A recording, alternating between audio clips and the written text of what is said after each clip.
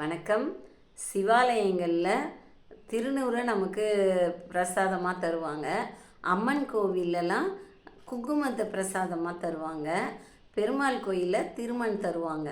ஆனால் அனுமன் கோவிலில் செந்தூரம் பிரசாதமாக கொடுக்கப்படுது.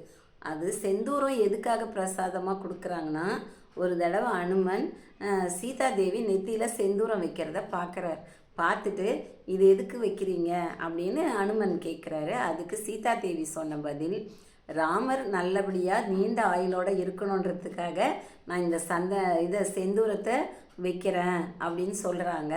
இதை கேட்ட அனுமன் என்ன பண்ணுறாரு, உடனே செந்தூரத்தை அள்ளி தன்னோட உடம்பெல்லாம் பூசிக்கிட்டு ராமர் நல்லா இருக்கணுன்றதுக்காக அவர் ஃபுல்லாக உடம்பெல்லாம் பூசிக்கிறாரு, செந்தூரத்தை அவரும் அணிஞ்சிக்கிறாரு. அதனால தான் அனுமன் கோவிலில் செந்தூரம் பிரசாதமாக கொடுக்கப்படுது.